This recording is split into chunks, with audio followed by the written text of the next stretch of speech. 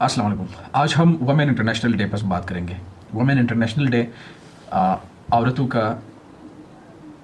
दिन है जो पूरी दुनिया में मनाए जाते हैं, और ये सिर्फ पाकिस्तान में नहीं है बल्कि वर्ल्ड वाइड ये दुनिया में मनाया जाता है। और वुमेन इंटरनेशनल डे का शुरुआत ये किस तरह हुआ, हम ज़रा हिस्ट्री में भी जाएंगे और इसके बाद इस पर बात करें कि वुमेन इंटरनेशनल डे में ये क्यों मनाया जाता है और इसकी इंपॉर्टेंस क्या है। तो वैसे तो इसका बैकग्राउंड अमेरिका की तकरीबन ये 1910 तक जाता है, जो पहली बार वहाँ सोशलिस्ट पार्टी या गवर्नमेंट उस वक्त की उन्होंने वुमेन मार्च का इनेकाद किया, या पहली बार वुमेन ने अपने राइट्स के लिए वो जमा हो गई और उसकी शुरुआत की। और उसके अलावा फिर ये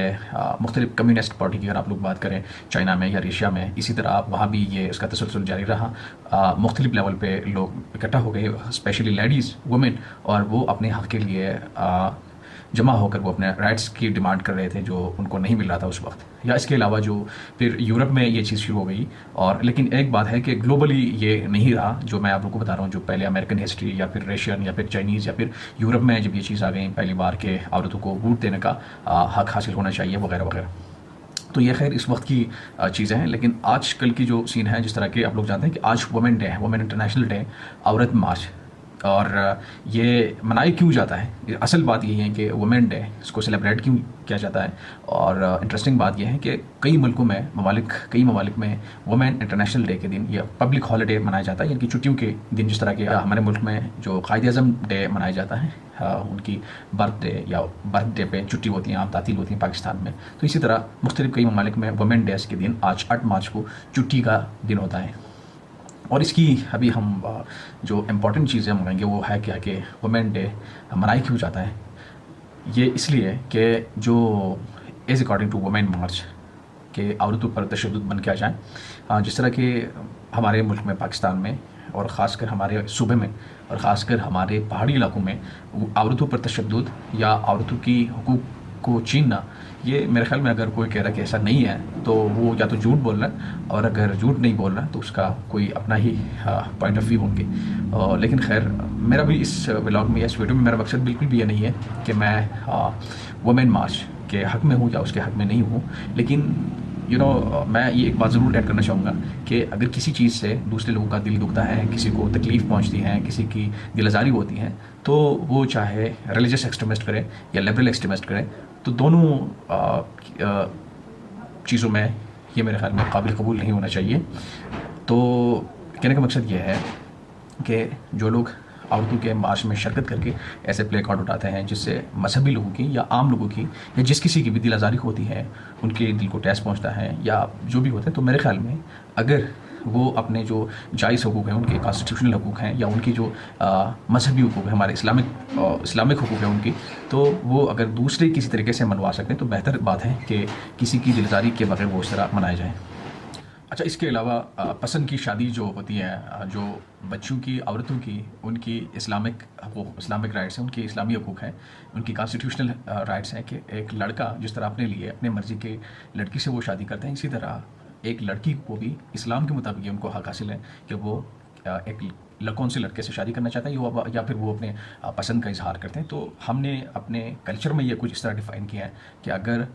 हमारी बहनें या हमारी यहाँ कोई लड़की ये जुर्रत करें, पहले तो हमने ऐसे माहौल पैदा किया है कि किसी भी लड़की को ये उनके मन में ये कॉन्फिडेंस नहीं है कि वो जाके अपने वालिद से, अपने वालिदा से ये इस चीज़ का वो करें कि जी मैं शादी किससे करना चाहता, या आप मेरी शादी जिससे करवा रहे हैं मेरे मर्ज़ी के ख़िलाफ़, तो मैं इसके फेवर में नहीं। तो कभी जब किसी भी वक्त या